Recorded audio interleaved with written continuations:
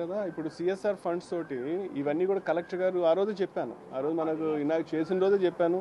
Collector గారు ఇచ్చిన దాని మీదే మనం ఇవన్నీ కూడా దరిదాపు 150 సోలార్ కెమెరాస్, దరిదాపు 6 డ్రోన్స్ పర్చేజ్ చేశాము.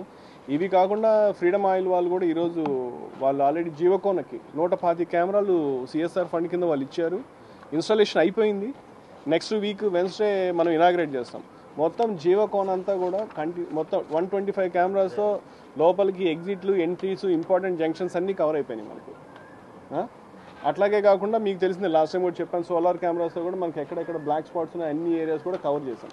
సో ఇట్లా కంటిన్యూస్గా మనం ఎవరెవరైతే అట్లా సిఎస్ఆర్ కింద కంట్రిబ్యూట్ చేయడానికి వస్తున్నారో వాళ్ళతోటి కొలాబరేట్ చేస్తాం. నిజానికి 5 monthsలో మనం వాళ్ళతో చేసి వాళ్ళు మనకు 125 కెమెరాస్ పెట్టడం అనేది చాలా గొప్ప విషయం. నిజానికి జస్ట్ 4 months నేను వచ్చిన తర్వాత వచ్చారు. వితిన్ 4 monthsలో they have installed 125 cameras, which is a good thing. In fact collector గారు కూడా వచ్చిన తర్వాత ఎన్ని వచ్చాయి టోటల్గా లేదు కదా మొత్తం ఓవరాల్. సో వచ్చిన కలెక్టర్ గారు ఇవ్వటము, తర్వాత బయట సిఎస్ఆర్ నుంచి రావటం, లాట్ ఆఫ్ యాక్టివిటీస్ హ్యాపెనింగ్. దాన్ని ఇంకా కొంచెం ముందుకు ఖచ్చితంగా తీసుకెళ్తాం అట్లా. ఓకేనా?